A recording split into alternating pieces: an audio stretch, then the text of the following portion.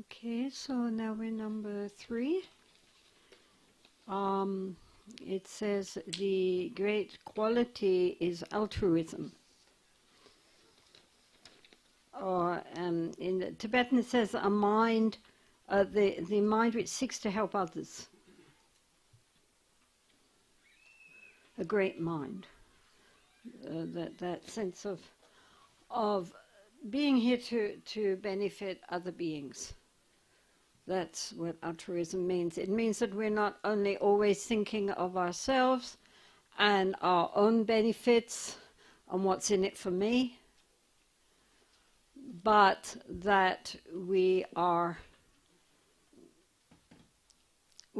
genuinely thinking of others beyond ourselves. And so this is a very important quality, that we are not always. What happens so often in, especially when we get interested in meditation practices and, looking in at our mind and, being more conscious of how we are acting and so forth, that if we're not careful, it gets very, it does the opposite of what it's meant to do, which is that it ends up inflating the ego instead of diminishing it. So that we get very introspective in the negative sense, that we get caught up in everything to do with me. And we forget why we are doing this. The whole point of our practice should be to awaken so that we can awaken others. And one of the important practices in our awakening is the growing appreciation that our own happiness depends on the happiness of others. That if we are only focused in on our own progress, our own journey, and our own sense of happiness to the exclusion of others, then we will end up feeling very alienated and miserable. It doesn't work. The irony is that if we focus in on our own happiness, we will never genuinely attain it. We will mistake pleasure and happiness, which of course are very different things. I'm nothing against pleasure, but it's not happiness. Whereas if we are genuinely concerned with the well-being and happiness of others, then an inner state of well-being will grow within us also. So it's very important when we're practicing also, apart from our outer life, which should, at least some part of it, should be definitely dedicated for the welfare of others, for benefiting others. How much of our life is spent thinking of others. And that, of course, we have to take care of our family and our friends, but beyond our family and friends, because if we're not careful, our family is just an extension of me. So while we have, of course, to make, if we cannot make our family happy, then who? So, this idea of the great bodhisattva striving forth. But at the end of the day, are we making the people that we are related with happy? Right? So the people that we see every day, our family, our colleagues, everybody who has some kind of relationship with them, are we, somehow just by smiling or being polite, are we helping them? And then beyond that, what are we doing that directly or indirectly benefits others? So this thought of benefiting, it says that the thought of benefiting, that we have the mind which is always thinking, how can I make others happy? And I think really you are all very well placed in this country because that is a challenge which you are all facing. And so that's beautiful. Because, you know, how much is our heart opening to the happiness of all beings? And genuinely doing something to try to help with that. Because it's one thing to think, oh yes, I'm going to be a bodhisattva and I'm going to do this and that and the other. But it's not something outside of our daily life. It's where we are right now. What are we doing to benefit others? Maybe in a very, very small way, maybe in a much bigger way. It's not the extent that is so important. What is important is the intent. That we get out from this very claustrophobic obsession with me and mine. And open up our heart to recognize that every single person that we meet wants happiness, doesn't want to suffer. They want well-being. They in their heart, they want to feel good, just as we do. I mean, people's ideas get distorted, and it looks like so often, you know, we put so much energy into our happiness. How is it we're not all filled with joy? You know, so much time, so much energy, so much money, not just here, but I mean the whole world. And especially nowadays in the more affluent countries, you know, so much time and thought into how to be happy. And yet never have people taken so many antidepressant drugs. I mean, this is the fact. So clearly, merely focusing in on our own happiness and well-being doesn't work. It just ends up making us feel more desperate and our life having less and less meaning. On the other hand, also, only feeling guilty at giving any time to oneself and only trying hard to be of benefit to others, that if we give any time just to our own happiness or our own relaxation, our own pleasure, we feel guilty about that because we're supposed to be out there working for the sake of all beings. How can we be so self-indulgent as to actually take 5 minutes off? That is also the other extreme, and ends up with one becoming completely burned out. So many social workers have this problem. You know, they're genuinely good heart, genuinely working, but they're giving out, not taking in. And so there's no balance.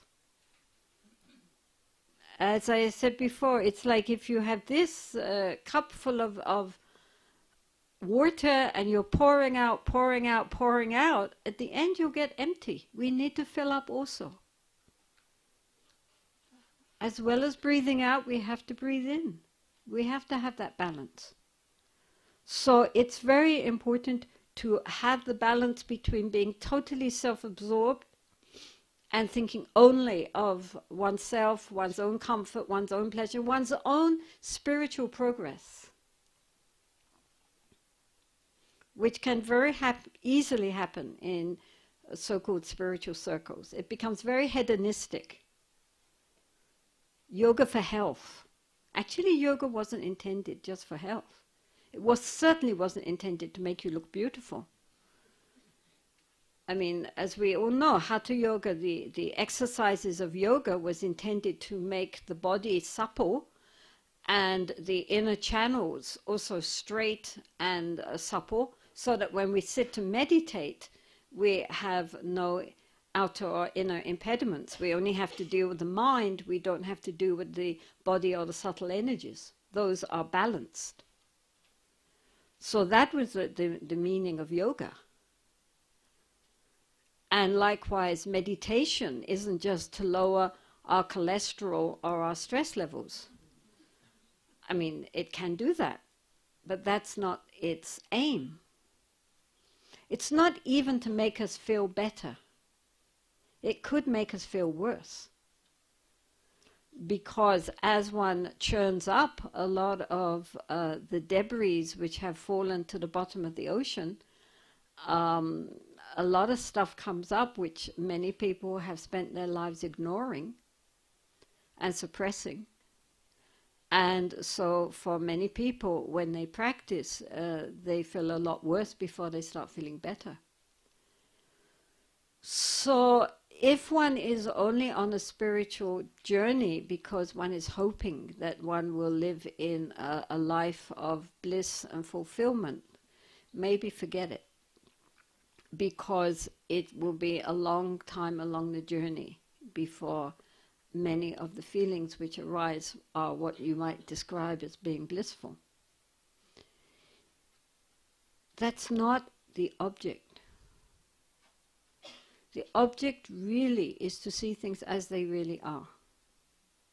Now somebody just, they wrote that question. What was that question? Sometimes people get the wrong idea here. And they think that... Okay, he says, if the dissipation of the ego is desirable and leads to the cessation of cycle of birth, death and reincarnation, well, that only leads to the cessation of life, birth and reincarnation as, what's the word? Unconsciously. I mean, if we can still choose to be reborn. This is why the bodhisattva comes back again and again and again. But it stops this just endlessly being thrown here and there by our karma. Now we can choose where to be reborn for the sake of other beings, not just because we're stuck here. So it appears that there's a state more desirable than life in the world we live in. It's not the world that's the problem, it's our mind that's the problem. When we become enlightened, or even when we really relate to our innate awareness, it's like we wake up and we recognize that we are in a dream. And so colors become more vivid, sounds become more vivid. It's not like the world just disappears. It becomes more clear and more beautiful. Because he says, what about the good and beautiful parts of the world and the ego? Well, the ego is not very beautiful, but it's trying. Are they less desirable in this other state? This other state is naturally beautiful. It's all the best parts of the ego multiplied. The problem is not the world outside. The problem is that because of our greed and our anger and our jealousy and our arrogance, we are in pain. And because of our ignorance, we don't see things how they really are. The Buddha, when he was about to go into Mahaparinirvana, i.e. when he was about to die, he turned round the one last time and looked back at Shravasti and said, oh, what a beautiful place it was. He had spent 25 rainy seasons there.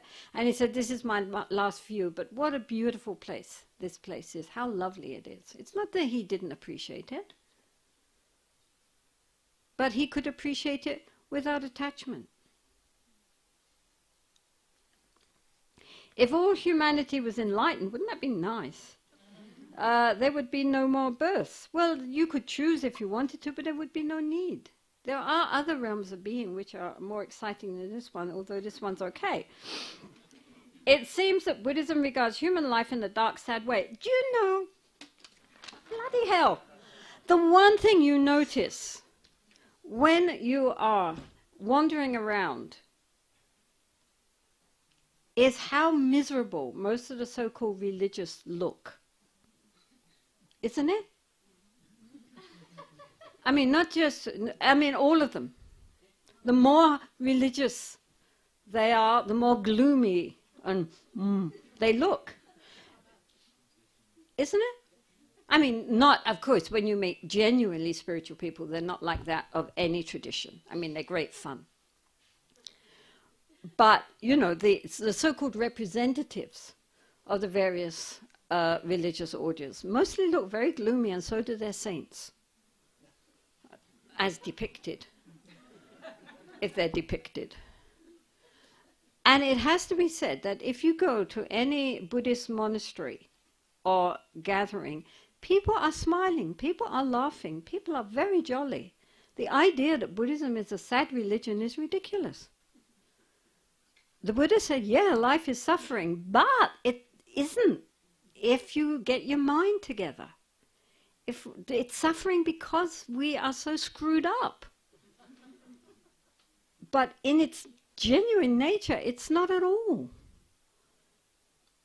In one of the sutras, one of the Mahayana sutras, the Buddhas in the Mahayana, they have what are called Pure Lands. And so the Buddha's attendant, Ananda, complains to the Buddha, and he says, well, all these other Buddhas, Amitabha, Akshobhya, Guru Rinpoche, they all have beautiful Pure Lands, and look at your Pure Land, it's a dump. He was in India. Probably near Bodh Gaya. And the Buddha said, oh no, Ananda, my Pure Land is completely beautiful. It's your mind that's a dump. If you saw it with pure perception, you would realize that this is a Pure Land. And I would say that that was really true. If we see, when we are in a state, I mean, and one can see it from the great masters, that in a state of genuine original unborn awareness, which is our true nature, then they are more alive and more appreciative of everything than the rest of us who are just so caught up in all our preoccupations. I mean, I think when one meets a genuine master of whatever, you know, spiritual tradition, a genuine master, then the feeling is that is a perfected human being. That is a human being who is showing us our genuine potential. They're more alive than the rest of us.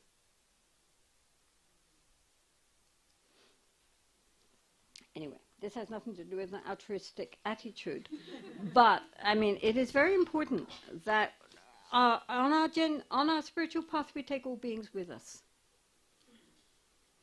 That we remember we are not practicing for the sake of ourselves, but we are taking all beings with us. Which is why, for example, in the Tibetan... Hello. Is this your granddaughter?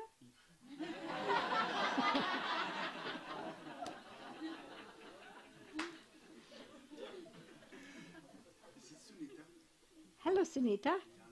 Oh, she's your youngest. My goodness. How old are you, Sunita?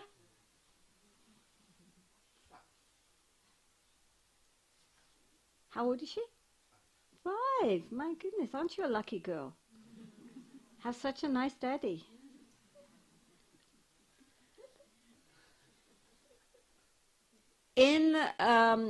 For those of you who might be doing their preliminary practices or any Tibetan visualization, you will know that when one is doing the practice, one visualizes all other beings doing the practice along at the same time. Because the idea is that, for example, when one is meditating or when one is doing any kind of practice, that most of the world don't know how to do this practice.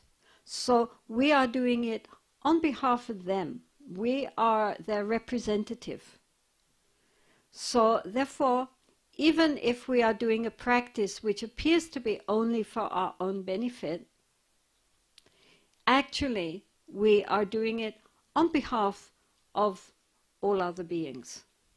We are their substitute, their representative. So it's very important to take everyone along with us on the path, not just ourselves, but all beings.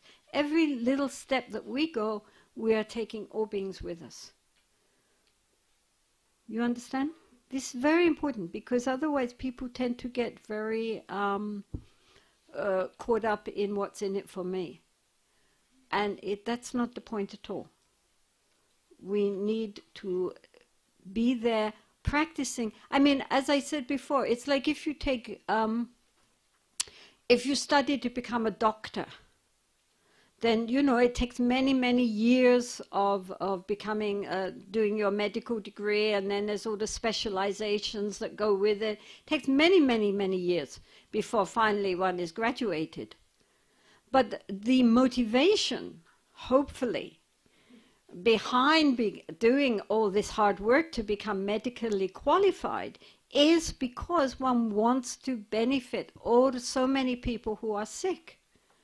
Very few doctors go through all that training just so that, should they get ill, they'll know what to do.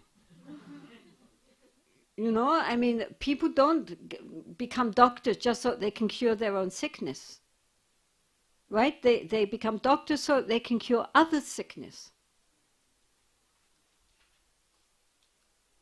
And so likewise, on the path, we are practicing in order to be able to benefit all sentient beings, not just ourselves. As we become more kind, less cruel, more friendly, less angry, more generous, less greedy, more genuinely unpretentious and humble, less arrogant and proud. This benefits many, many beings, apart from any inner wisdom we may generate, which helps us to understand things at a deeper level. Just becoming nicer people would benefit the world, wouldn't it? So therefore, this whole question of why are we walking the path? We are walking the path for the sake of all beings. We should always keep that in mind.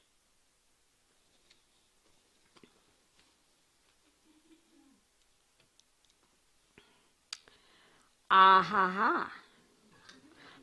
The supreme oral instruction is to observe the mind at all times. Yes.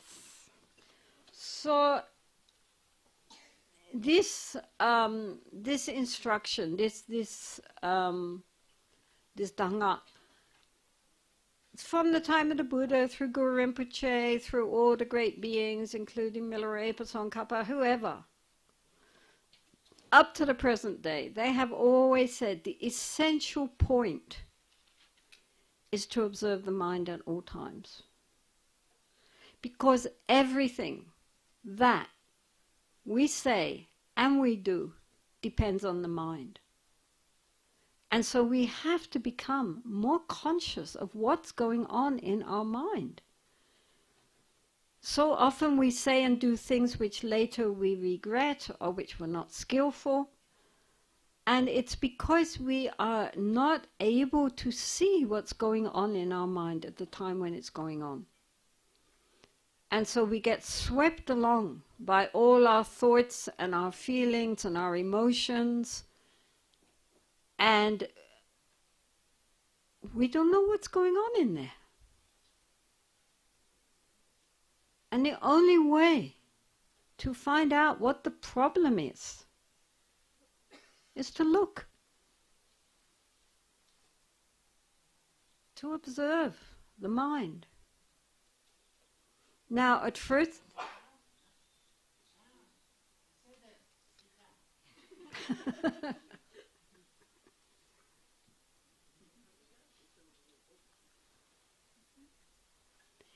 at first we cannot observe the mind at all times. So at first we should set ourselves more modest goals. When I first started, the yogis in my community said every hour observe the mind 3 times. So that means that, you know, every hour, waking hour at least, one tries to remember, just for a few seconds, stop, pause, and look. At this moment, what is the mind thinking? Not judging the mind at that point, just knowing what what state is the mind in at this moment? What thoughts are in the mind at this moment? It's not, as I said before, that, you know, you have to sort of, you know, sit there, you know, pull your legs up and, you know, in the middle of the office. They might think you're a little strange, especially 3 times an hour. But, you know, even in the busiest day, we have a few seconds every hour to look. Whatever we are doing. It doesn't take time. It just takes the memory to remember. So again, we're back to Thich Nhat Hanh's mindfulness bell, which many of you assure me they do have on their telephones. This is very skillful, especially if it chimes at any old time, so we don't know when. Just goes ding, you know, like this. It goes, and then you just stop what you're doing for a moment, and you just look in your mind at that moment. What is the mind doing? And what happens, of course, is that, you know, just for a few moments you look, you note, then you carry on. But if one does this sincerely, every hour 3 times, then what happens is that we are training the mind to be more alert. I think Milarepa has given up. Oh dear, I'm so sorry. Did I say something wrong? Milarepa's collapsed.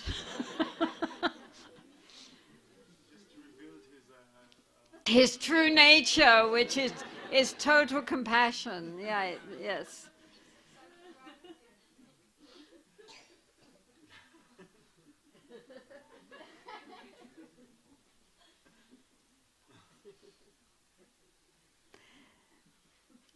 What happens if we train the mind to, during the day, look at the mind 3 times for a few seconds every hour, is that after a while the mind begins to just naturally zap into it.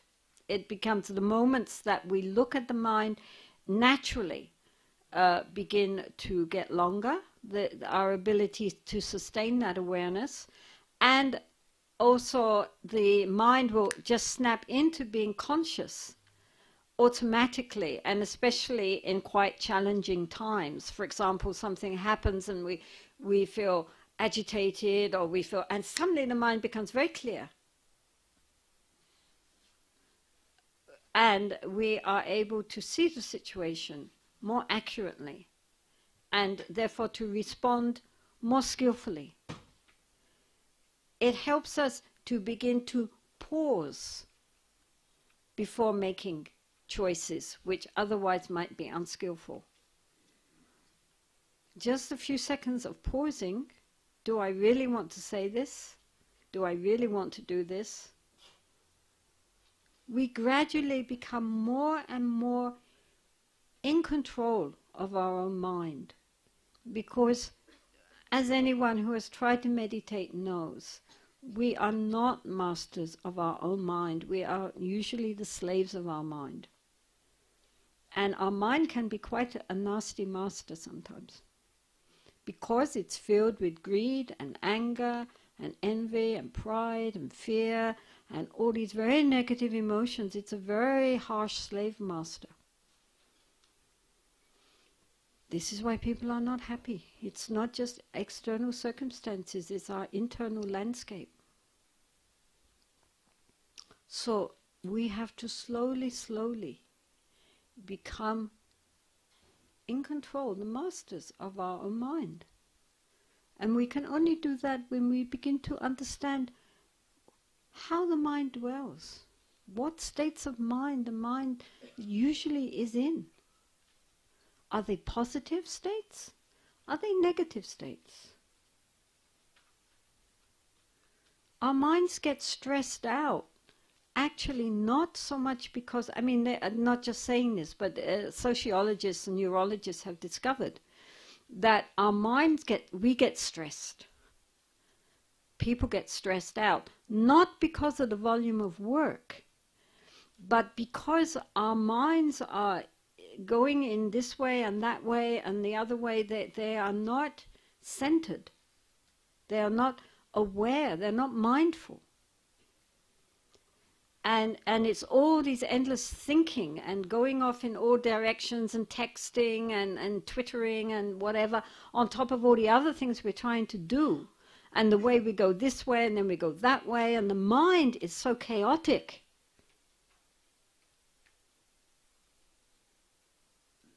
That is exhausting. It's not that we actually accomplish more. It's very inefficient and very superficial. They have also discovered that it creates a lack of genuine creativity because it's using parts of the brain which are very repetitive but not creative. So it doesn't work. It's inefficient.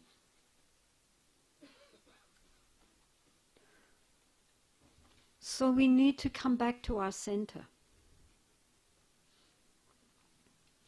and to know what's going on in our mind and slowly to create within us a mind which creates, where we have negative states of mind, we can correct that. We don't have to add fuel to the fire. If we see negative states of mind coming up, we can recognize that is a negative state of mind. This does not lead to happiness for myself or for others. And we accept that, right? Right now I'm feeling angry, or that is very mean kind of thinking, or that's envy, or that's whatever. Fine, okay, that's how I'm feeling. But thoughts are not real. Thoughts are not solid. They can change. Neural pathways are not carved in stone. Neural pathways are plastic. They can change. We go down this path, but if this path leads to unwholesome states of mind, we can change that and deliberately go a different direction. It takes time, but we can reprogram. We don't have to be stuck in the ruts of our habitual tendencies if those tendencies lead to distress. Why? But we can't change our mental landscape if we're not conscious of what that landscape is. And so therefore we need to become more conscious of it, more aware. Because as we are more aware of our mind, we're also more aware in general. It's like we wake up, and then we go back to sleep. Even if we're thinking, basically it's half asleep again. Back on automatic. We're no longer in control. So this quality of really knowing what's going on in our mind throughout the day, not just when we're sitting formally in meditation, but throughout the day, as much as we can. It really is, as he says, it's the essential teaching. Because, Buddha Dharma is very concerned that, the problem in the end lies within us. And only once we have dealt with our inner problems can we really, genuinely solve the outer ones. Our society is based on the minds of the people who inhabit that in society. Society doesn't create itself. It's created by the people living there. So if we want an ideal society, we have to deal with the anarchy inside ourselves first. Otherwise, we're talking about peace, peace, peace. But if there's no peace inside us, there will never really be any long-term peace outside us. I mean, this is around the world, since beginning of time. All the great teachers talk about peace. In any spiritual tradition, nobody's saying, anything other than that. We should be kind, we should be generous, we should be peaceful, we should think of others. Everybody's agreeing on that one. So how is it we haven't managed?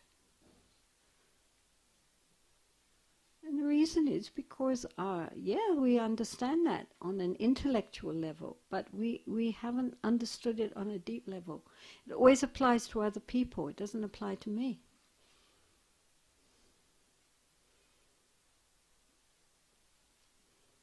Isn't it? It's always somebody else who needs to change. How often I get that, whoa, it's my husband, it's my father, it's my children, it's my neighbors, it's my government. They all need to change. Then everything would be fine. But other people are not going to change. What's going to change is ourselves. This we can do. We can't change other people. Other people, that's their business. And the way to change first is to recognize there is a need for change. And the way to recognize there really is a need for change is to become more conscious of our own mind, what we are thinking. So this really is the essential teaching, just that, to observe the mind at all times. Well, all times is a bit much. And in another text, I think he actually says 3 times in the day and 3 times at night, which is being very indulgent. But here he's being honest. He's saying the highest is to observe the mind at all times. If you can't manage that, at least 3 times in the day and 3 times at night. But 3 times an hour is even better. So try it. So much of this is, yes, everybody says, oh, very nice, yes, oh, lovely, oh, he's such a nice guy. Nobody does it. Or we do it for a day, and then that's it. One time, my uncle, who was running, he had this kind of grocery, sort of small supermarket, and he was complaining that he got very upset and impatient and agitated and angry with his employees and what to do about it. So I suggested he tried being more mindful. And so I gave him a little mini lesson on how to be more mindful. And then a few days later he said, I've really been practicing what you said about being mindful, and already my staff are saying I'm ever so much nicer nowadays, And he said, wow, it's great, it really works. And I said, yeah, well, tell me about it in a month. And next time I saw him, I said, how's your mindfulness doing? And he said, mindful? What? Mindfulness! Oh, I forgot all about it. And this is our problem. We are so caught up in our habits of being unmindful that the real challenge is not the actual practice. Anyone can be mindful, at least for a short time, and anyone can look at their mind, at least for a few seconds. That is not the problem. The problem is we forget to do so. To keep the continuity going. This is why even Thich Nhat Hanh has mindfulness bells. Because merely to tell people, now don't forget to be mindful every hour, they forget. You get caught up in things you're doing and saying and thinking, and we forget. So that's why he has this little bell, ding. And then everybody in his whole center freezes, so to speak. I mean, you don't have to, but, they just pause, just for a few seconds. And then note what the mind is doing in this moment, and then carry on.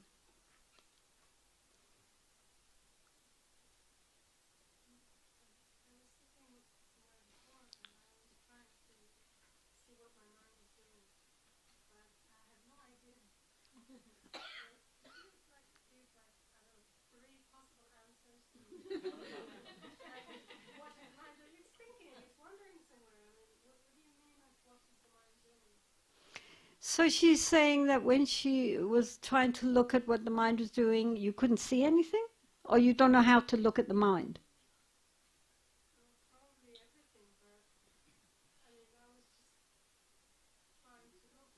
You know, I mean, first of all, huh?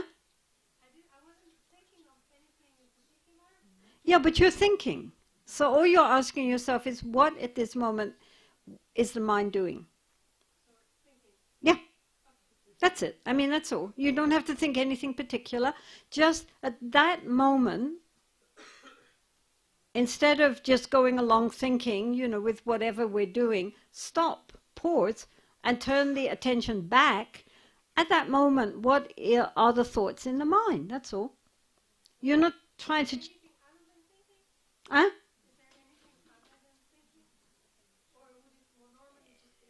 You're in your mind, you're thinking. You might be caught up in emotion or not. But just at that moment, what is going on in the mind? That's all. Huh? Well, first of all, get to know what's there. Then as we become more conscious of what is actually going on in the mind, we should look and check whether it is a positive state of mind or a negative state of mind. In other words, is it connected? Is that thought or that feeling connected with our greed or aversion and all the things going on around that, or with anything which, you know, fearful or jealous or arrogant or anything. I mean, anything which disturbs the mind. The word for negative emotions is klesha. And klesha has the idea of something which, like if it rubs us and it's painful, or the hot sun, it burns us. So it's sometimes translated as afflictive emotions. It means all those emotions that basically disturb the mind. Whereas feelings like kindness and peacefulness and generosity and just, you know, there are certain feelings which soothe the mind, that make the mind feel peaceful and with a state of well-being. So those kind of feelings are good and should be cultivated. A lot of our thinking is neutral. It's not good, it's not bad, it's just. But even neutral thoughts, which are not particularly virtuous or unvirtuous, should be noted. Because if we're only thinking only neutral thoughts all the time, then that could lead to a kind of dullness of mind. But the most important thing at first is just to recognize that we are thinking. Which normally, because we're carried away by the stream of the thinking, we're not even conscious that we're thinking.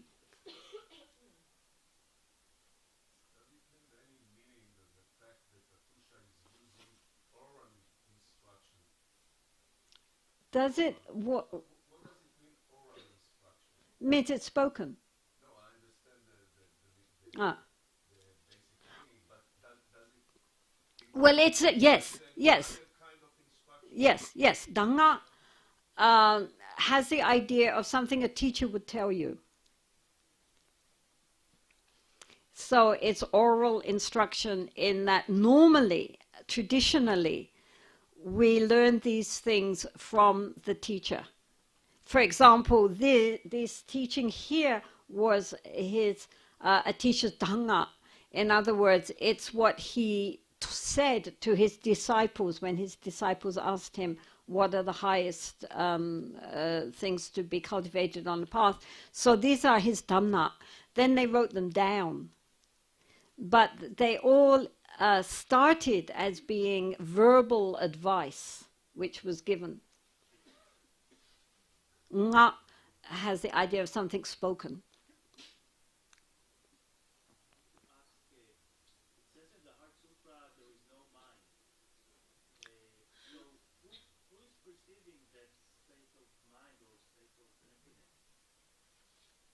Can we keep to the point at the moment?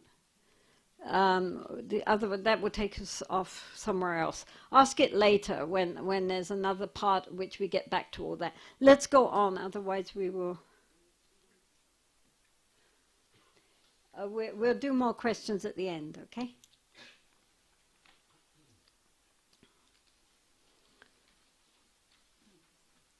Okay, so you can use your question here, which is the supreme remedy is to know that nothing has self-nature.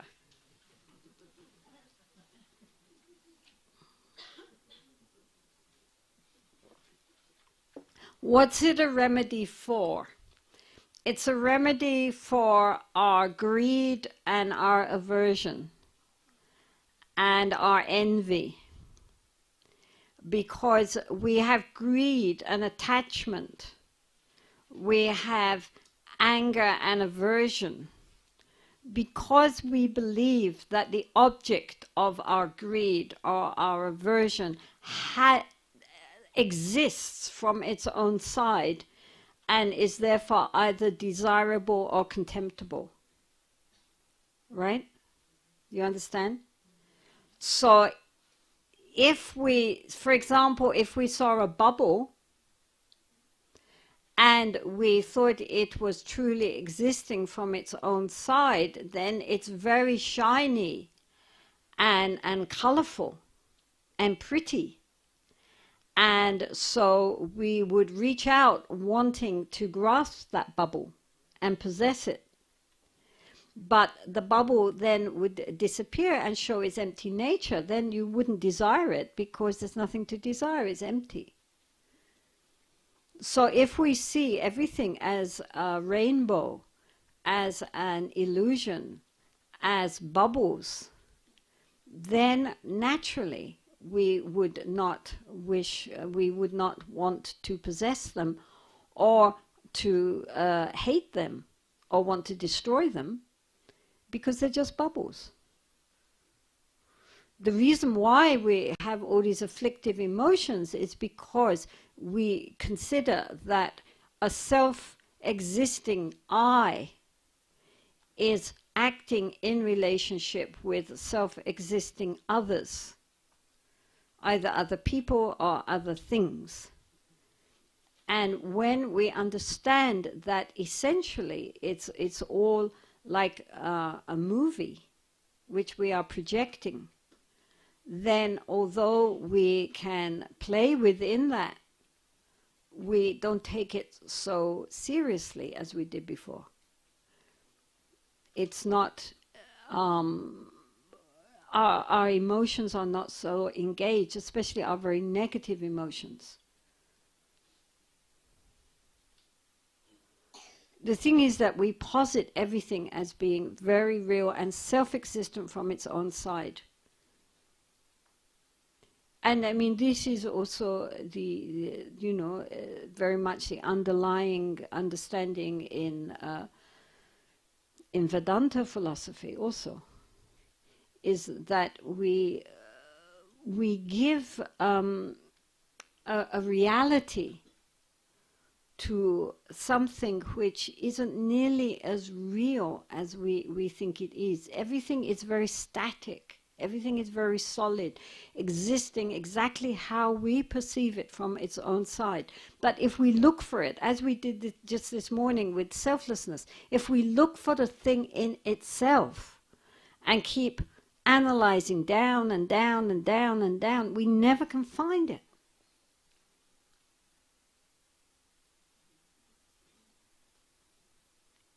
Because nothing from its own side has this solid core which we ascribe to everything.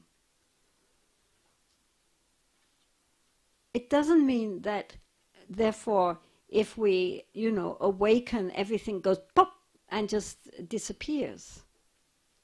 In fact, actually things become more vivid, more clear. But without that sense of grasping or pushing away, which we normally ascribe to everything which appears to us to be outside of ourselves and therefore either desirable or otherwise. The problem is not the things.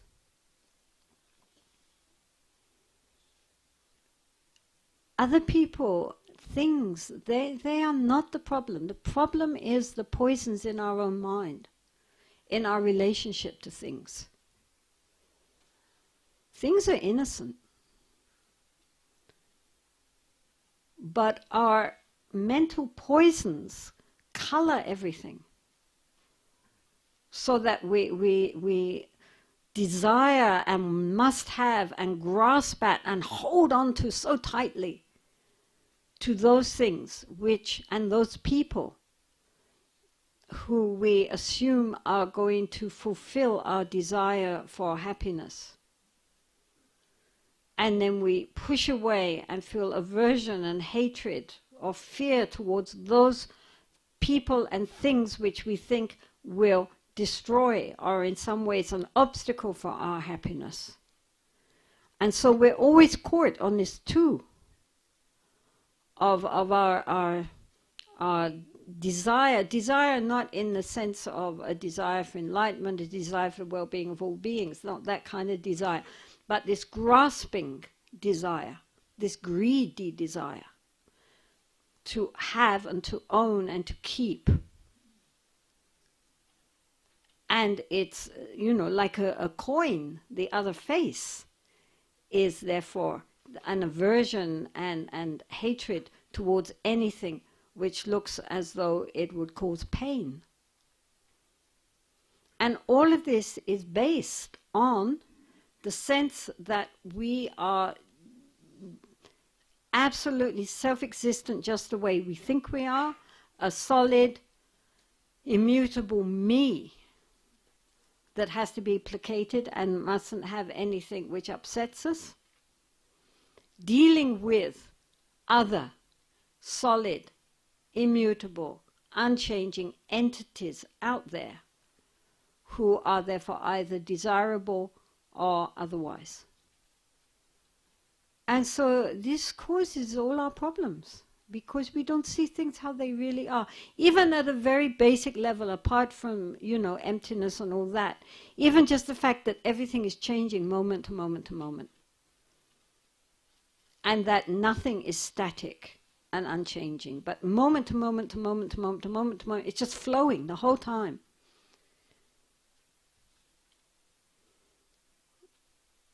But we don't see that, because the kind of senses and brain that we possess as human beings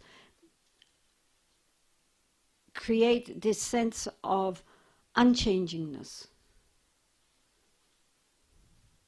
But we all know, that in fact, moment to moment, we're not only is the mind stream changing, but our bodies are changing. Every cell in our body is changing. We're always changing.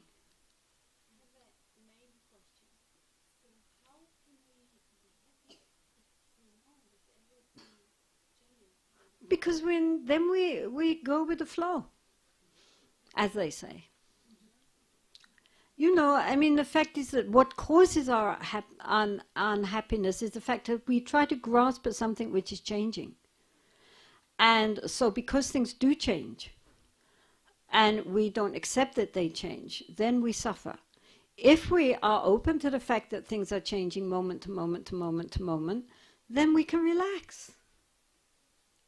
Actually, that brings real happiness. It's when we refuse to accept that things are changing, like ourselves, women look in the mirror and, oh my God, wrinkles, so they run off to, in America, they run off immediately to...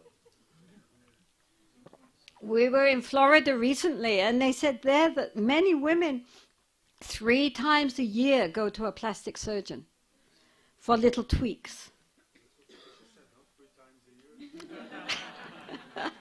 3 times a year you go to your plastic surgeon. Then there is no impermanence.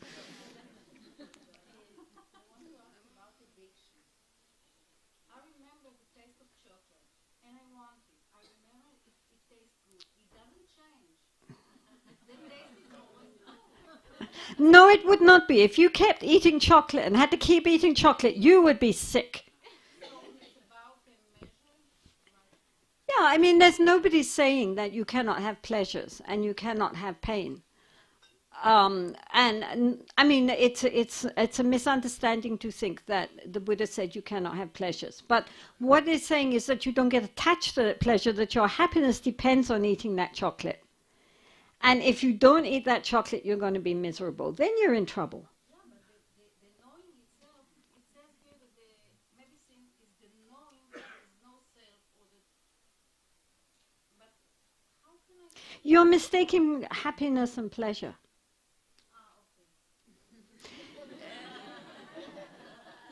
There is secular happiness, which depends on pleasures, mental pleasures, and physical pleasures. And that is a kind of happiness, although also that is impermanent, because if you keep on having that same pleasure over and over, as I say, yes, you eat a chocolate, that's nice, but if you have to keep eating, several pounds of it, you would never want to look at another chocolate.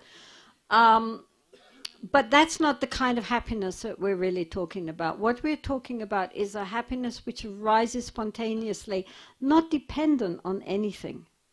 It's just there because it's connecting us with our inner reality. And so that kind of happiness goes beyond a desire and aversion. It's not dependent on that. So when he says that the remedy for all of that is to recognize that it really is like a dream. Then, of course, llamas, they like, certain foods, they don't like other foods. Yeah, we all know. That's not the point. That's not what it's talking about. What it's talking about is this underlying pleasure-pain principle in the mind, which is based on the idea of something very real and unchanging, dealing with other things outside of itself, which are also very real and unchanging. This gives rise to the attachment and aversion. And both attachment and aversion are the cause of a great deal of inner suffering, as well as outer suffering. If we analyze so many of the troubles in the world, we will see that this is very true. How can you, if this is true, how can you play the game? How can you fall in love? How can you have how can you play the game? Well, you can enjoy working in the movie. You're the starring part after all. But it's just a movie.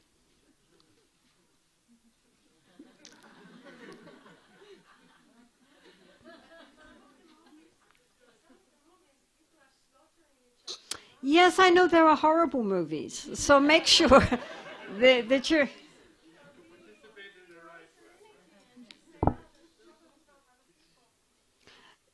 The fact that there are very violent movies, there are very heartbreaking movies, nonetheless, if we understand that on the ultimate level it is just a movie, then we can really recognize, you see, compassion, genuine compassion, is not just directed towards the obvious suffering of people in this world. Somebody is in hospital, with some dire disease, so we feel compassion, right? we don't therefore feel compassion when they're healthy,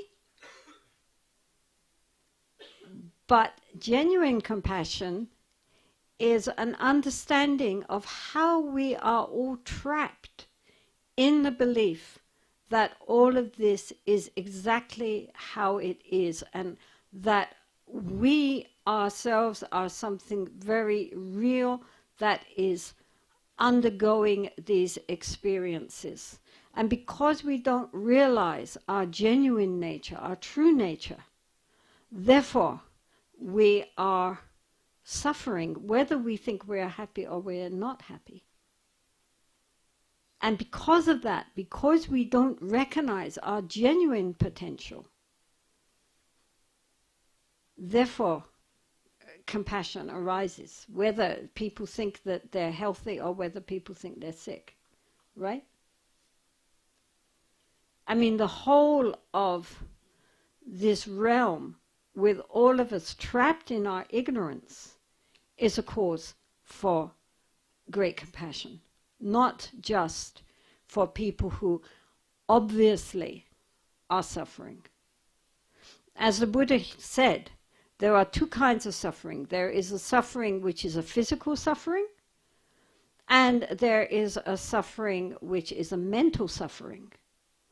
Physical suffering we cannot avoid as human beings with the kind of bodies we have, but mental suffering we can avoid, which is why, as we said before, when we meet people who have undergone terrible sufferings, even in war camps and in labor camps and in all sorts of horrible, tortured, interrogated, or gone through terrible physical sufferings, still we have a choice whether we will also mentally suffer or not. And this is why when so many lamas, when they were released after 30 years of being in hard labor camps and tortured and interrogated, when we meet them after all that incredible suffering of themselves and others, they are, you look in their eyes are illuminated and filled with joy and compassion and love, because they took their suffering on the path.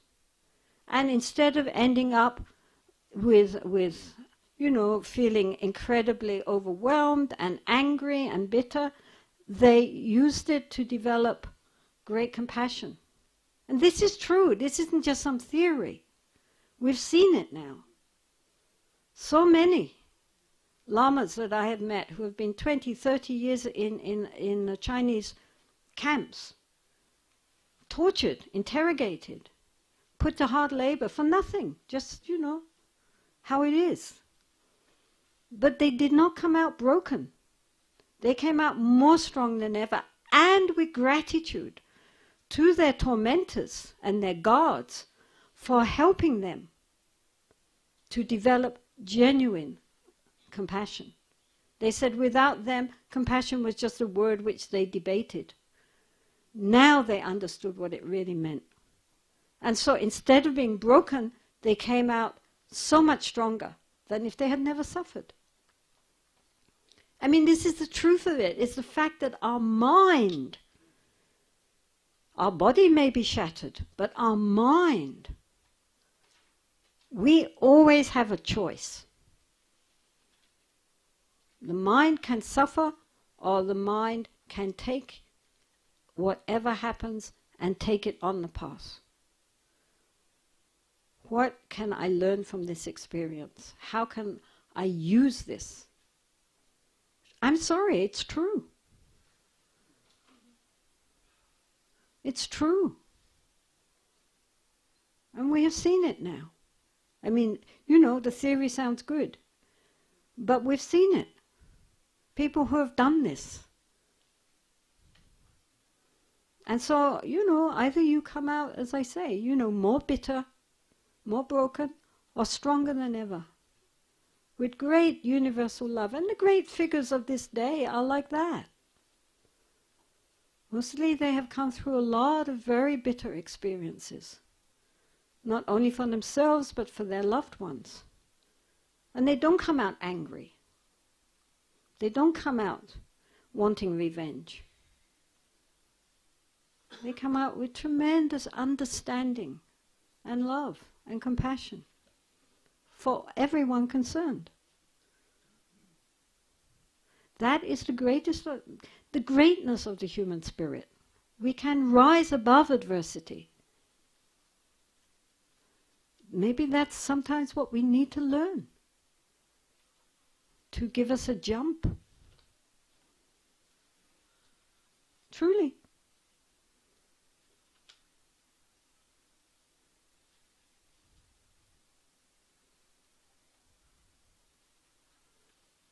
You know, we really should not think that we are in this world just, to have a nice time. We are here to learn. We are here to go forward. We are here to evolve beyond our animal nature. If an animal is beaten, an animal is sad and upset and wants to fight back. But we are not just animals. We are animals, but we are beyond the animals. And so if we just react like animal, on the animal level, then we haven't learned anything. But if we can go beyond that, to realize what is very special about us being human beings, then that is really a genuine something which it makes the mind bright like a diamond.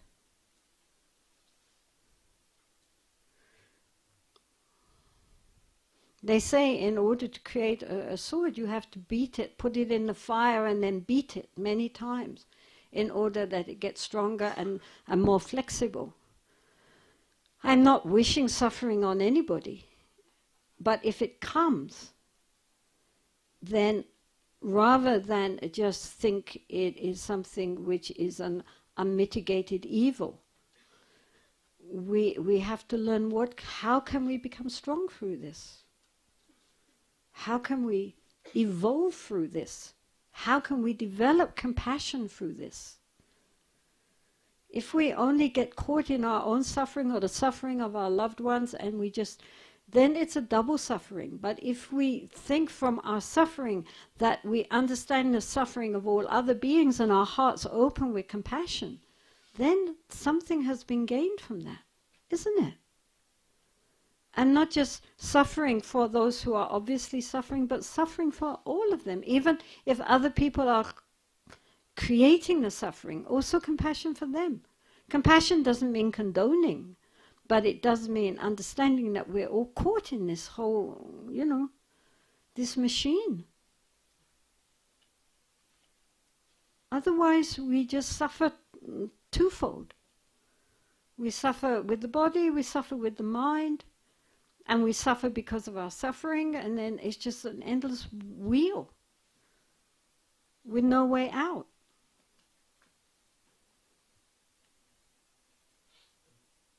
You're assuming that,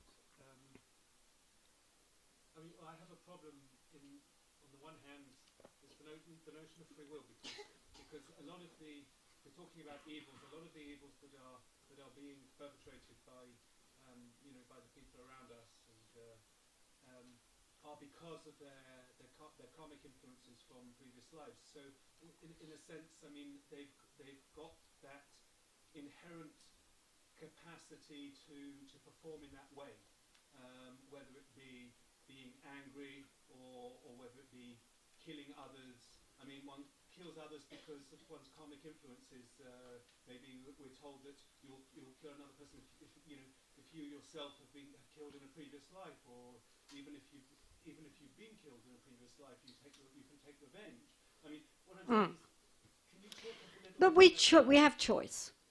Sometimes Moment to moment, we always have a choice. We are not machines, pre-programmed. We always have a choice. Even if our karma has put us in a certain situation, nonetheless, we always have a choice. It might seem a very, programmed choice, but it's always there. Always, always, always. At the end of the day, we can choose. Something happens to us, we have a choice how we are going to respond. There might be a lot of pressure and, our upbringing to make us respond in a certain way, but still, we always, at the end of the day, have a choice. Otherwise, we would never get out.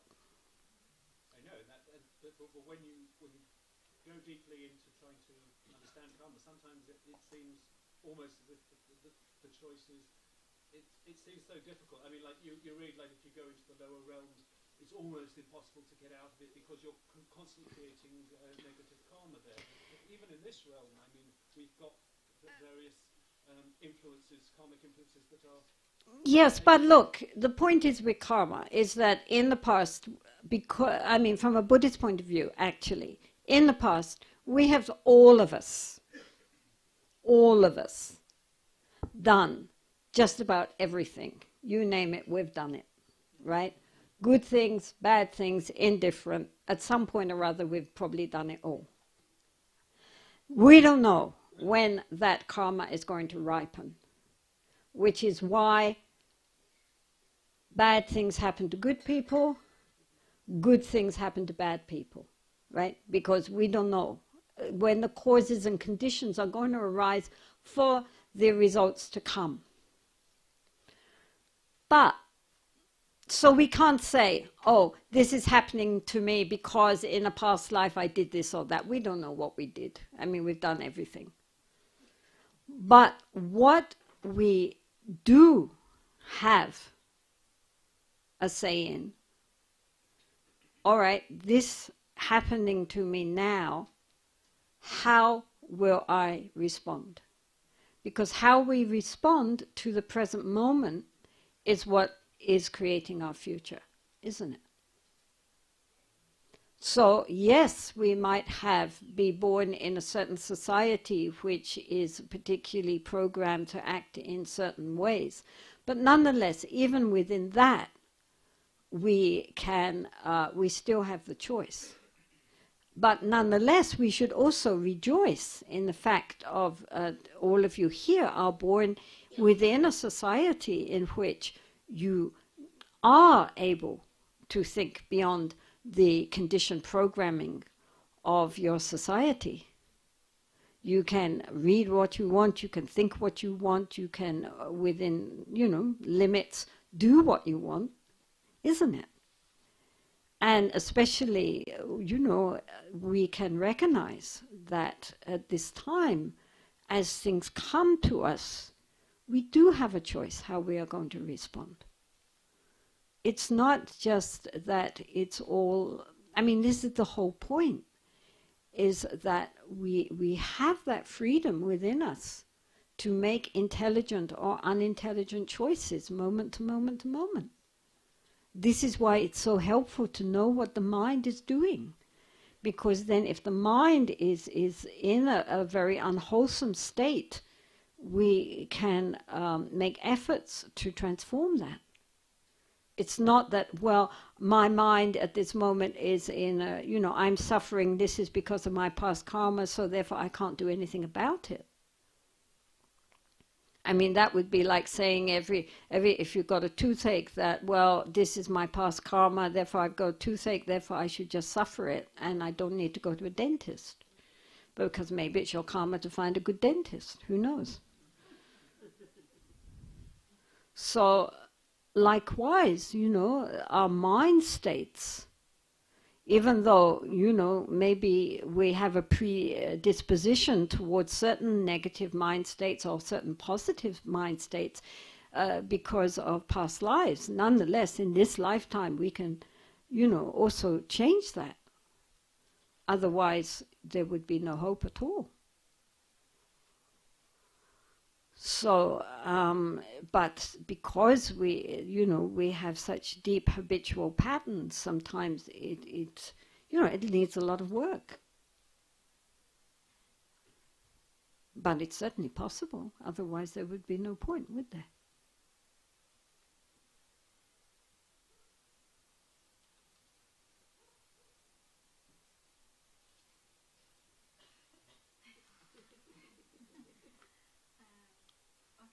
My question is, we tried in the discussion group to realize this something which maybe it's certain mind or the imprint that goes to our next incarnation. And what we were wondering, and I was really wondering about it, is this, I don't know, something or I or whatever goes, is this with the same sense of I that we have now? Who is it? Who is that energy or something that goes to the next incarnation that will join the fruit of the karma or not join? Is it? Yeah. So it's about. Well, why don't you come here and speak it out? That would be a lot easier because they're recording and they don't understand what the question is. It's basically okay. So if we are what is it that goes into the next life? That's basically what it is. And whether or not this is the sense of I, the ego that gets reborn, what is it that gets reborn, right? Well, basically what gets reborn is karma and our consciousness. This is why next lifetime, if we met ourselves, we wouldn't know ourselves. It's not the I per se, because the I is also something which is impermanent and is not something static, which keeps jumping from birth to birth to birth to birth. What gets reborn is the consciousness, and the karmic imprints from the alaya vijnana. That's why, for example, any of you who have followed the various Tulku incarnations of great lamas will notice that in every lifetime they come back as quite different people. They are not the same person being reborn again and again. So people who have the idea, well, somebody dies and they'll come back and they'll be the same person again, a little bit smaller, but they'll get big and then I'll recognize them. It's not like that, because actually the personality has changed. The substratum consciousness is going on. And of course the nature of the mind is just the nature of the mind that doesn't have a personality. But the actual person, the persona, the mask that we are wearing in every lifetime very much changes. And so one can't expect that one's going to meet up with the same person again. It will be another person. So it's not me that goes forward. It's something much more impersonal.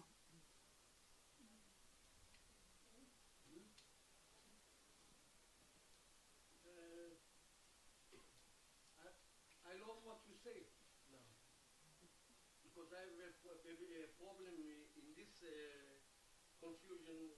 I'm in confusion in this what you say, your talk. So you say to observe what you do, to stop it, and to build what? A new personality,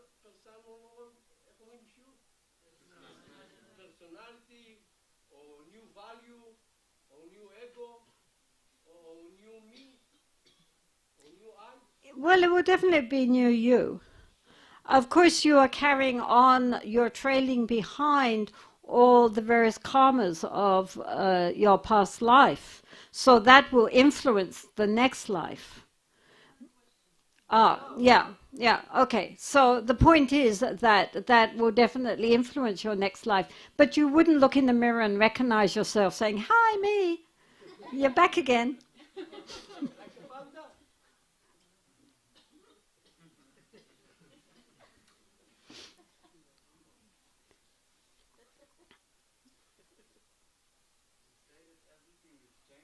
Yeah.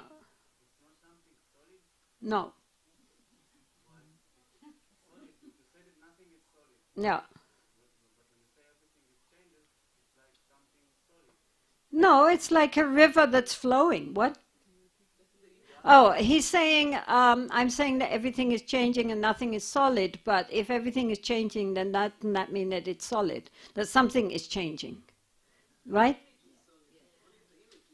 Yeah, I mean, it's, well, I mean, as I say, it's like, I mean, the classical example is like of, you know, where, of, as I say, a river that we say this is the river, you know, and we go again tomorrow and we say, oh yes, that's the same river, but of course it's not the river. There's nothing in it which is the same as the river was before.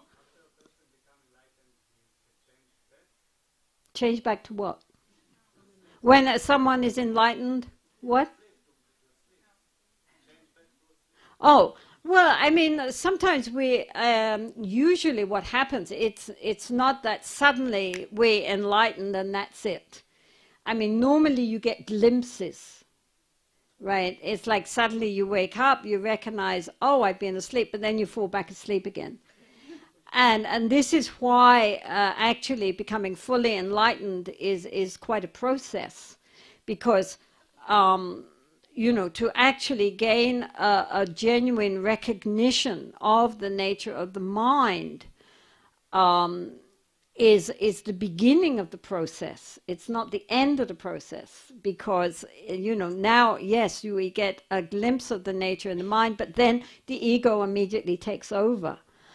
And so gradually we have to, you know, eradicate slowly the times of being actually aware compared with the times for falling asleep.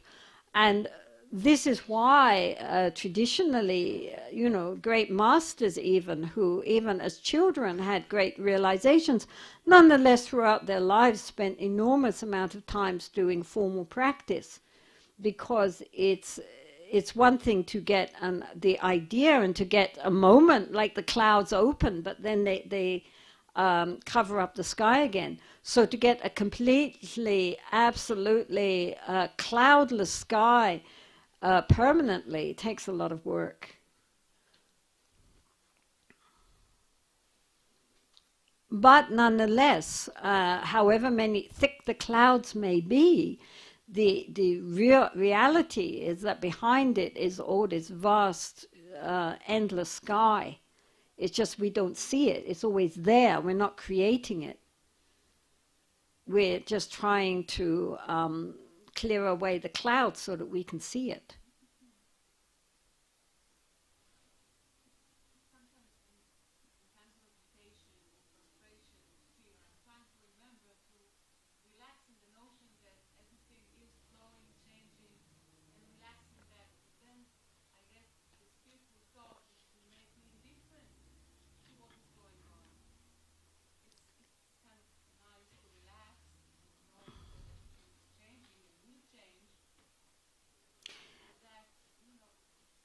You know, I mean, she's saying that sometimes in times of anxiety or frustration, she's thinking, you know, it's important to just relax and realize that everything is flowing and, you know, essentially, I guess everything is empty. But then she's concerned that that will make her feel indifferent and that she won't care anymore. Actually speaking, what happens is the opposite. Because normally when we see things from our ego perspective, our compassion and our empathy is very limited. It isn't usually, it's usually only towards very specific areas and objects. But as our minds become more closer to our true nature and less encased in the heavy armor of our egoic preoccupations, so also our ability, the heart opens with loving kindness and compassion. So that this is why when we meet genuinely spiritual beings from whatever tradition, even or no tradition, but very spiritual, one feels immediately their unconditioned loving kindness and compassion. It's just there towards everybody who comes into the orbit of their attention. And it's not conditioned by just this one or this area of suffering and not that area of suffering. It embraces all beings. And so, therefore, it is considered that a genuine understanding of the situation, a genuine realization of how things really are, goes together with an opening of the heart and this unconditioned compassion, which is why it's compared to the two wings of a bird. You cannot have wisdom without compassion. You cannot have genuine compassion without wisdom. So it's otherwise our ability to feel for others is very limited. It's not unconditioned. Unconditioned means that it includes everything and everyone. There are no limitations. Because we see things how they really are. And once we see things how they really are, then spontaneously the heart opens. Otherwise we feel sorry for these ones but not for those ones. Can I ask something about the practice?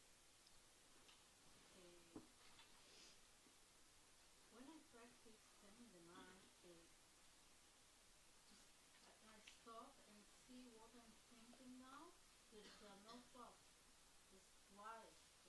There are thoughts, you're just not conscious of them.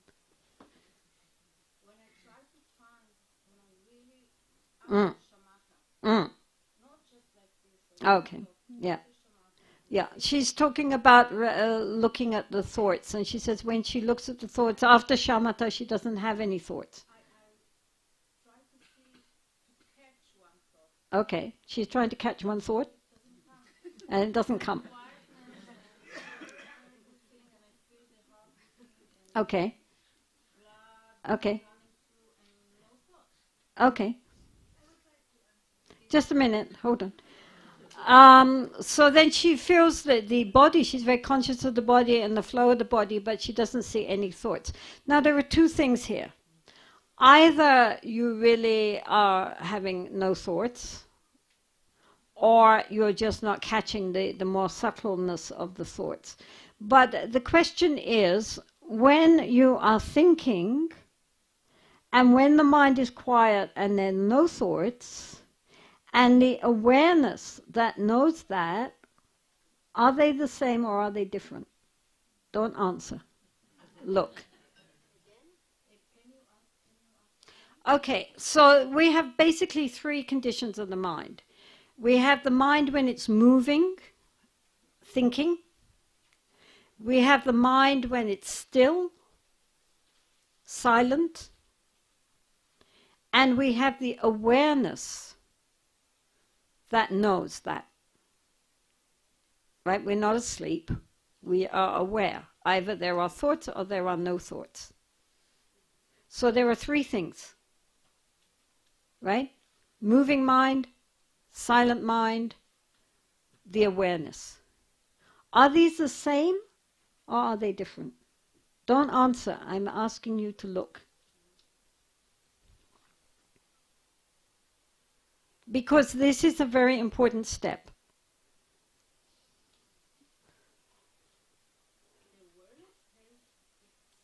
I'm not asking you for an answer. I'm asking you to look. Yeah.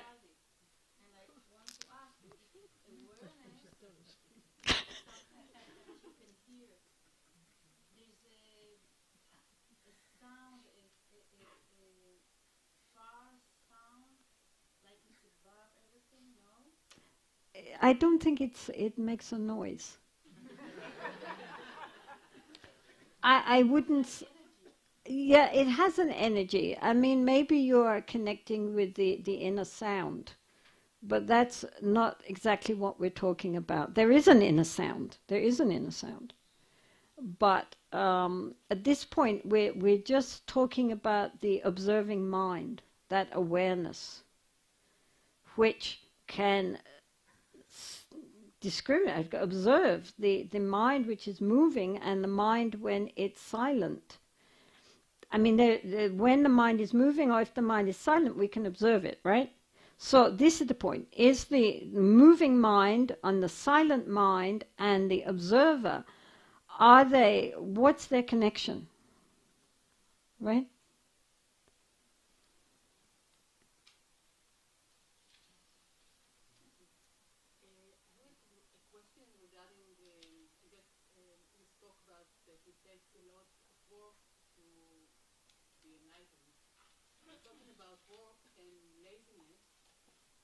One of the parameters that we develop is discipline and joyful effort.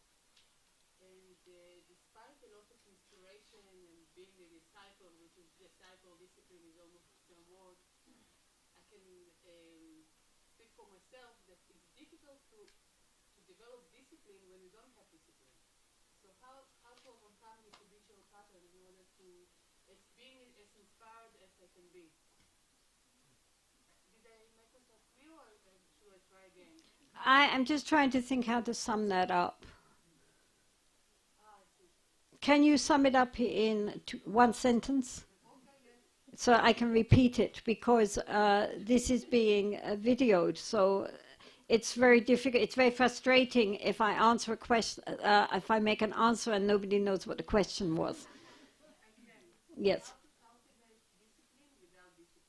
How to cultivate discipline without discipline. I would say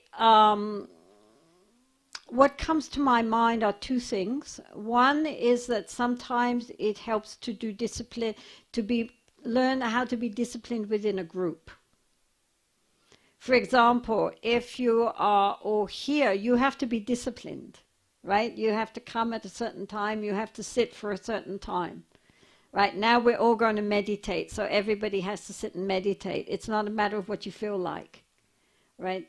So this is one way of learning how to become more disciplined, is to do things within a group, where then it is not up to our personal feelings, but that we all have to do things together. This is why when people want to do retreats, I normally advise people first to have done several group guided retreats first, because so that one learns how to get into the rhythm of doing a retreat, because otherwise it's very difficult to discipline yourself if one has starting from nothing. The other thing is to, yes, as you were saying before that discipline, a genuine discipline, the discipline on a spiritual path depends on joyful enthusiasm. And so therefore it helps a lot to read books which inspire you, listen to talks which inspire you, and so forth, so that we get inspired, so that discipline doesn't become just something heavy imposed from outside, but it's something which arises from within ourselves as a delight. Because otherwise it all becomes something which is artificial, it's not real. We're forcing ourselves to do something which we don't really want to do. And then if you're by yourself, then to maybe make a commitment, for example, for practice, to make a commitment every day that you're going to, practice for a certain amount of time, and to be rational, not to, yes, we're all going to sit down and meditate for 4 hours. To understand our situation and our abilities and our capabilities. And, better to sit for 20 minutes every day than, 3 hours when you have the time. Better to sit for 20 minutes and sit for 3 hours when you have the time.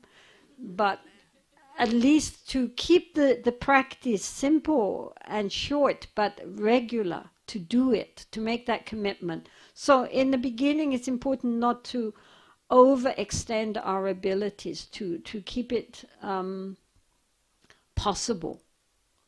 And then gradually, as one gets into the rhythm, of itself, it might start to overlap and extend.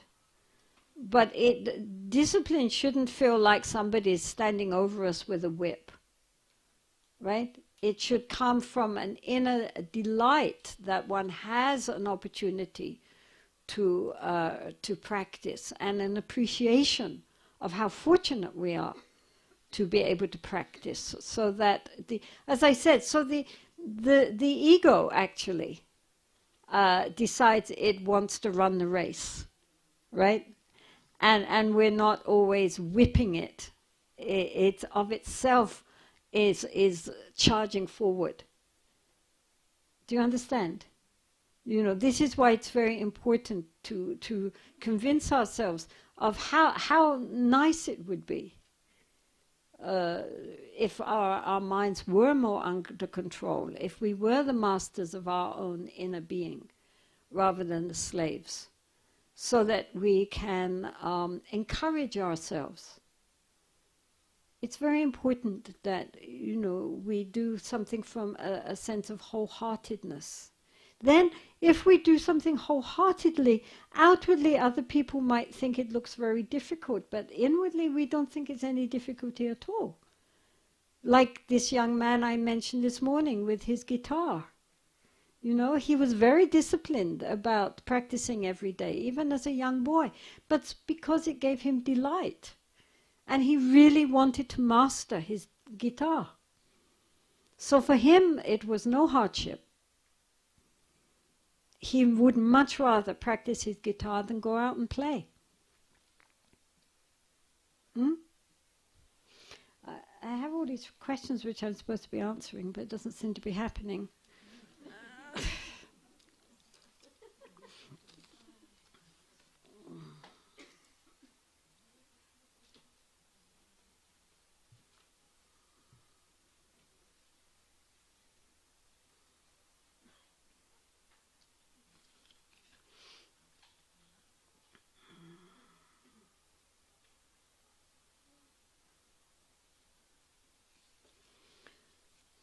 Okay, this is a question on meditation. I'm a little confused.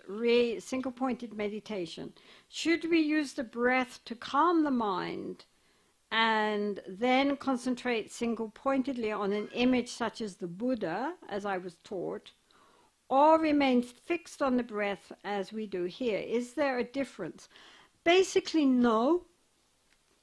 Sometimes the Tibetans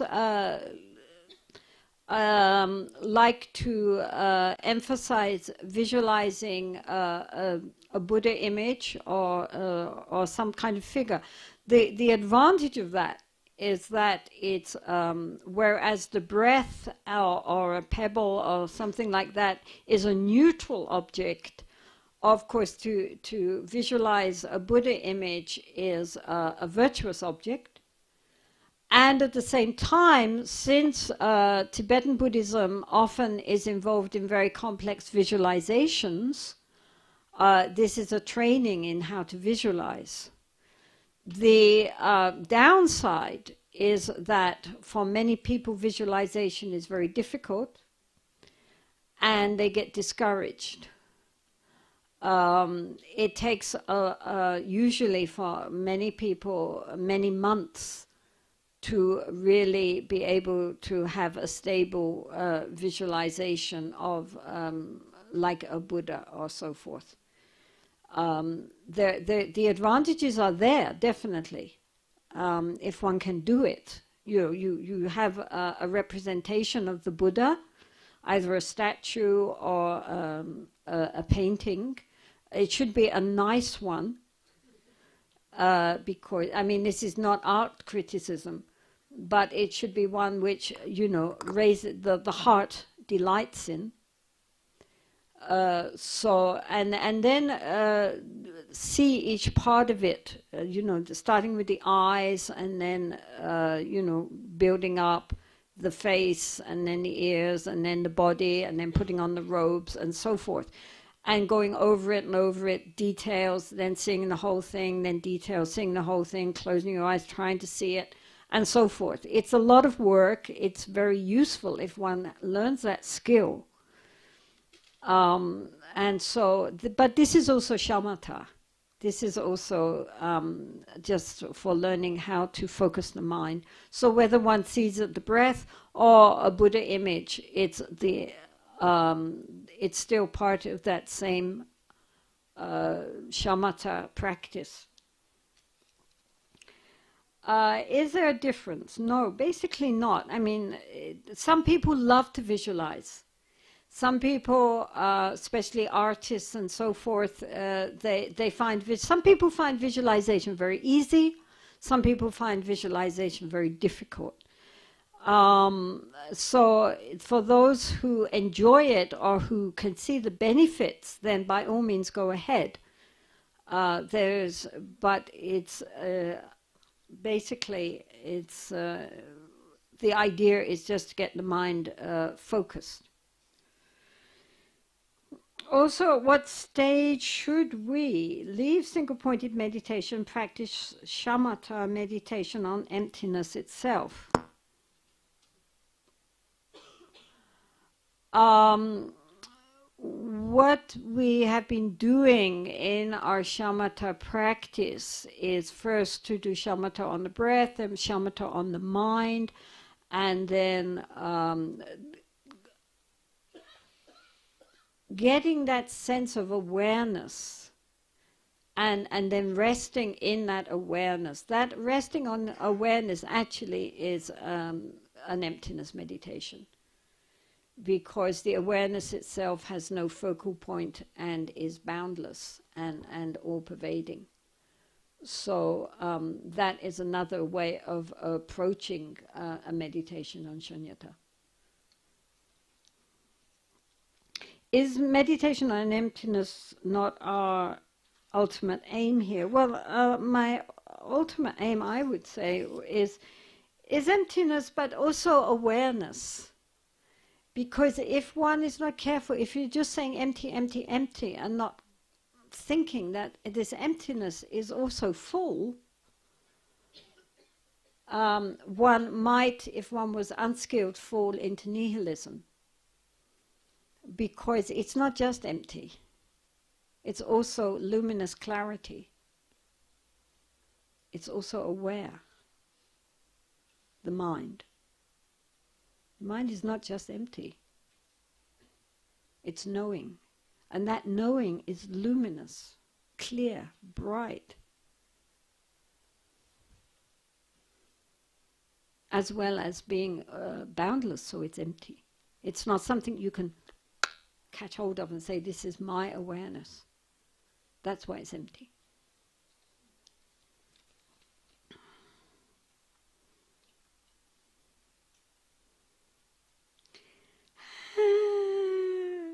Maybe I should leave that, otherwise if I'm going on record. Are the concepts of Buddha consciousness, nirvana, and the Vedantic Brahman essentially the same? I've been studying Vedanta for a few years and it seems confusing. Yes, it is confusing.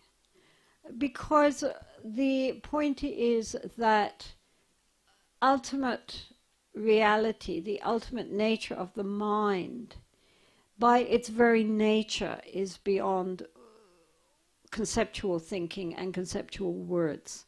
So then when any religious tradition, spiritual tradition, tries to express that which is beyond expression, it's immediately limited.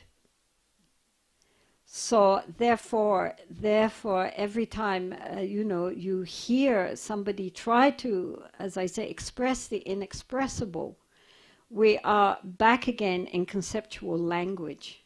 Now, I cannot believe that Buddhists alone have recognized absolute reality, the absolute nature of the mind. It's not possible, because that is our true heritage. All of us have the nature of the mind. And so it's not possible that only Buddhists ever recognize that. It has to be that all genuine spiritual traditions, those genuine practitioners have recognized the nature of the mind. Of course they have. But they are then going to describe it in those terms which are meaningful for them. Naturally. I mean, without pushing it too far, I mean, it's this same old image of the mountain. And some people are going up the north face, and some are going up the south face, and some are going up the east, and some are going up the west. And so as you go up, you're going to see a different landscape. Right? When you get to the top, you have a 360-degree view. But then you're going to come down the way you went up. So therefore, you think only your way up is the only way up. And you will describe what you saw on the way, depending on the face that you happen to climb up on. So it seems to me, really, honestly, when I meet great Sufis, great spiritual masters of any tradition, when you look at their eyes, when you look into them and listen to what they're really saying beyond the words, you know, they're saying the same thing. Of course they are. But different people resonate with different ways of expressing it. I mean, for example, even though I was brought up in a Christian country within a very Jewish community, because our neighborhood in London was, 60 or 70% Jewish, I don't resonate with the Abrahamic way of a spiritual practice. I just never did. And I still don't. When I met with the Buddha Dharma, it was like a big light went on. Ah, yes, that I understand. I might have done, you see. Exactly. But, probably his path would not have been my path. I mean, as I say, when one meets great spiritual masters, you can see that is a great spiritual master. Doesn't mean that I personally could follow his path. But when they got to the top, that was it. The fullness of wisdom and compassion and love and understanding is just that. It goes beyond any spiritual tradition. It's the nature of our mind as human beings. This is the point. That, as flawed human beings, we need a path to follow. But once we get it, to change the imagery from mountains, you could say that, we're in a desert, but under the desert is this underground water supplies, this underground ocean of pure water. So, different people dig different holes. The water comes springing up. It's all the same water. It depends where you're digging your hole. But the water is water. So the nature of the mind is the nature of the mind. It's not a Buddhist nature or the Hindu nature or a Jewish nature or a Christian nature or a Muslim nature. It's just the nature. Our ultimate wisdom, compassion mind is just that.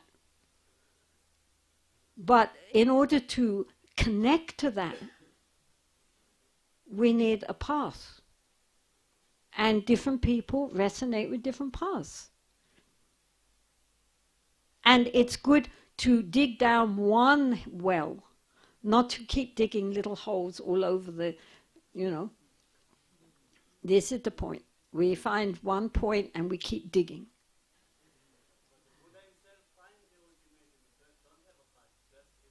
But that's why he was the Buddha. Exactly that. He said, I have found, he actually says, I have found an ancient path which was overgrown. And I have opened this path again. That's what made him special, was not that his realization was totally unique, but that he again rediscovered this ancient path. Can you talk a little No. nature? About what? About nature? What nature? You mean outer nature? Yeah, about the nature.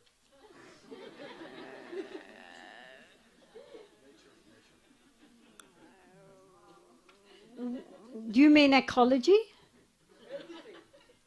No, not right now. We have come to the end of the time. But the important nature that we're dealing with here is the nature of the mind. And that's what we have to keep ourselves focused on, is to rediscover something which we have never lost, but which somehow we have lost sight of.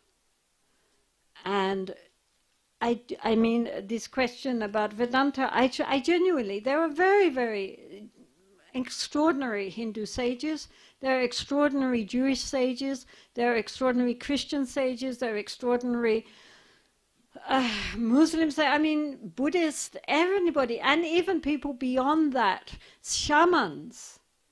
There are extraordinarily wise shamans, because it's our nature. It's not something which we are creating outside of ourselves. What we're doing is coming back into who we really are. So that doesn't belong to anybody. We don't have a copyright. Some paths are more direct, some are more circuitous.